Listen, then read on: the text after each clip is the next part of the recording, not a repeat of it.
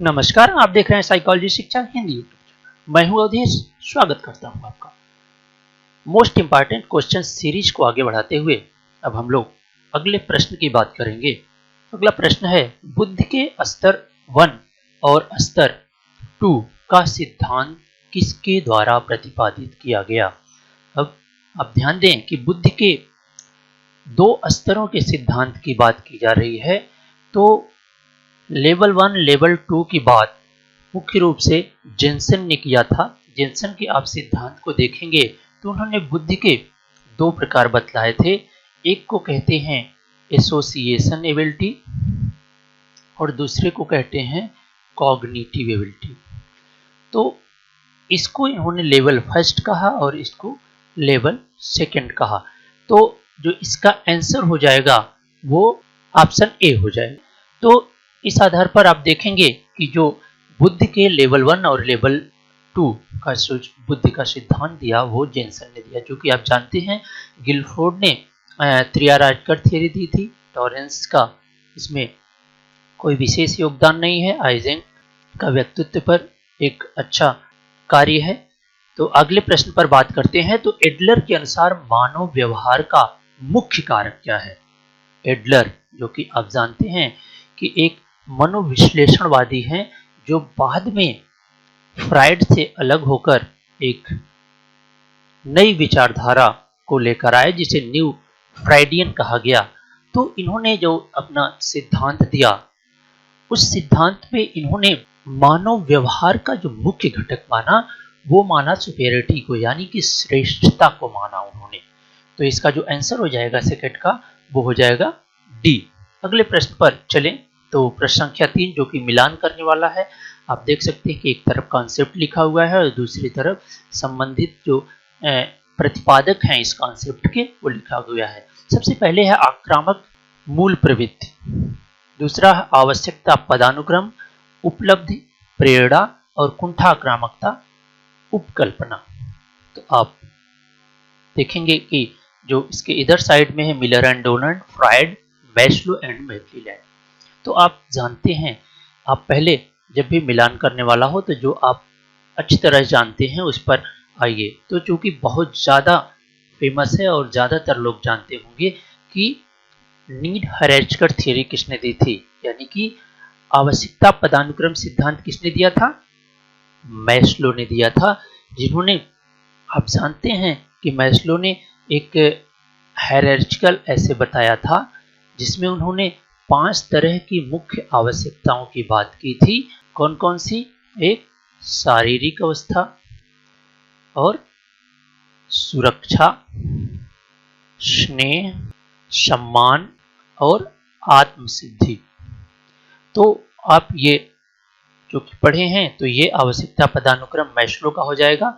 उपलब्धि और प्रेरणा जिसे नीड फॉर अचीवमेंट कहते हैं, need for achievement, striving for success in competition with some standard of excellent को, पर मुख्य रूप से जो कार्य है वह एक ही व्यक्ति का है और वह है मैकक्लेलैंड, जिन्होंने टीएटी का प्रयोग करके, किसका? टीएटी का प्रयोग करके कार्य किया और बहुत ही बेहतर परिणाम इन्होंने नीड फॉर अचीवमेंट पर दिया। तो अगले प्रश्न पर हम बात करें तो आक्रामक मूल प्रवृत्ति।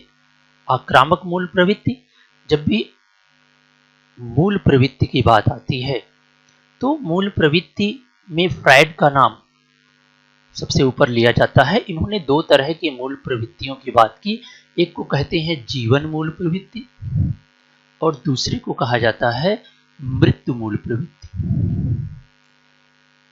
इन्होंने कहा कि इन्हीं 2 मूल प्रवृत्तियों से व्यक्ति का व्यवहार निर्देशित होता है और आक्रामकता जो है वो मृत्यु मूल प्रवृत्ति से निर्धारित होता है। तो जो आक्रामक मूल प्रवृत्ति का जो प्रतिपादन है वो फ्राइड द्वारा हो जाता है। फिर एक ही बचता है कुंठा आक्रामकता उपकल्पना। तो अवश्य ही जो कुंठा आक्रामकता उपकल्पना पर महत्वपूर्ण अध्ययन मिलर और डोनाल्ड का है।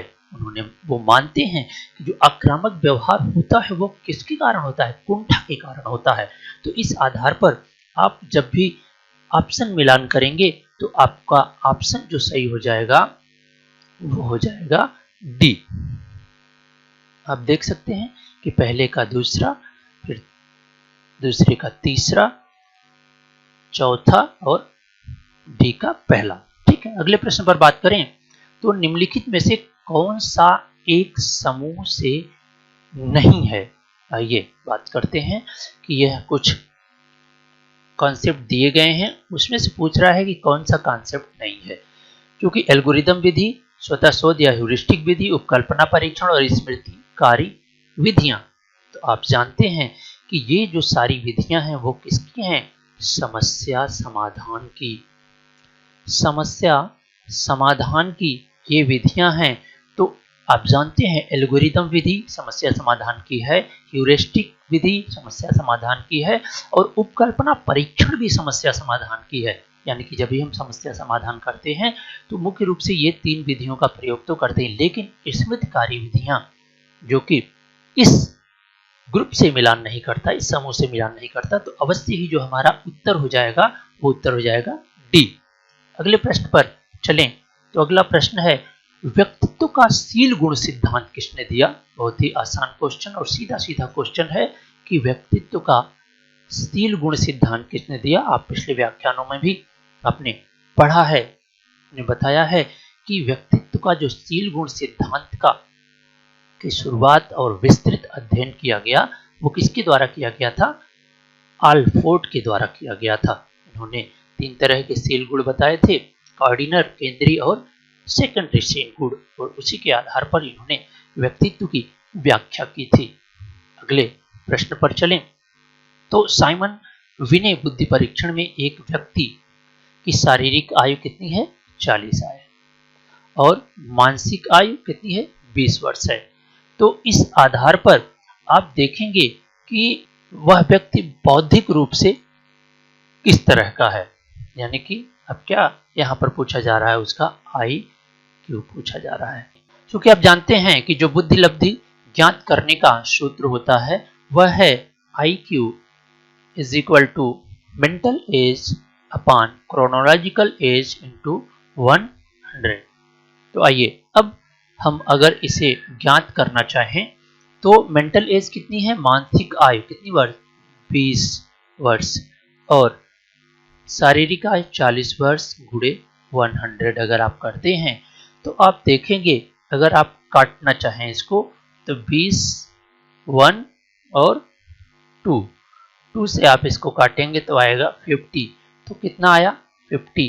तो आप जानते हैं कि 50 जब भी आप टेबल की बात करें, अगर आप टेबल देखें तो इस टेबल में आप देख सकते हैं कि 50 यानी इस ऑप्शन के आधार पर इससे, चूंकि अगर 50 पर ध्यान दिया जाए टेबल में तो वो इस ऑप्शन में है नहीं, लेकिन फिर भी इस ऑप्शन के आधार पर हम कह सकते हैं औसत से निम्न आयु होगी। अगले प्रश्न पर बात करें तो शरीर का तापमान नियंत्रित होता है किसके द्वारा होता है। आप जानते हैं कि लिम्बिक सिस्टम के जो पार्ट्स हैं उसी से बहुत सारी क्रियाओं का नियमन होता है। तो जिसमें थैलमस आप जानते हैं रिले सेंटर का काम करता है, लघु मस्तिष्क क्या है, चालन क्रियाओं तथा मुख्य तरह से क्रियाओं की काम करता है, कार्टेक्स जो है वह मुख्य रूप से चेतन स्तर की या रीजनिंग की क्रियाओं का कार्य करता है। तो अवश्य ही जो शरीर के तापमान के लिए जिम्मेदार है वह है हाइपोथैलेमस। अगले प्रश्न पर हम बात करें तो अभिरेखा, संवेग तथा अन्य आंतरिक शक्तियां जो व्यवहार के कारक हैं, यानी अभिरेखा, संवेग और अन्य आंतरिक शक्तियां जो व्यवहार के लिए जिम्मेदार होती हैं। तो ऑप्शन है व्यक्तित्व गतिकी, नहीं हो सका, व्यक्तित्व टाइप, यहाँ पर ऑप्शन है व्यक्तित्वशील गुण, अवश्य ही इसका जो ऑप्शन होगा वो व्यक्तित्वशील गुण होगा। अगले प्रश्न पर बात करें समानता, विरोध तथा समीपता। ठीक, यह क्या है, अधिगम के नियम, संवेग के नियम, तर्क के नियम, मनोभौतिकी के नियम। तो अवश्य ही जो इसका आंसर होगा वो होगा साइकोफिजिक्स लॉ। ठीक है, अगले प्रश्न और इस सीरीज के अंतिम प्रश्न पर अगर हम बात करें तो वेस्लर प्रौढ़ बुद्धि मापता है। वेस्लर प्रौढ़ बुद्धि मापता है, जो कि आप जानते हैं कि वेस्लर एडल्ट इंटेलिजेंट स्केल एक बहुत ही विस्तृत बुद्धि मापने का परीक्षण है, जो कि 2 भागों में बटा हुआ है, शाब्दिक और क्रियात्मक बुद्धि, और वह बुद्धि के संपूर्ण क्षमता का मापन करता है। लेकिन यहाँ अब जब ऑप्शन में बात करेंगे तो सामाजिक बुद्धि, सांवेगिक बुद्धि, संपूर्ण बुद्धि, अमूर्त बुद्धि, तो यहाँ पर जो ऑप्शन सही होगा वह ऑप्शन अमूर्त बुद्धि सही होगा, यानी कि एब्स्ट्रैक्ट एबिलिटीज का मापन करता है, अप्रत्यक्ष बुद्धि का मापन करता है। हमें उम्मीद है कि आपको यह व्याख्यान पसंद आया होगा और विभिन्न प्रतियोगी परीक्षाओं में अवश्य ही आपको प्रश्नों को करने में इससे सुलभता मिलेगी।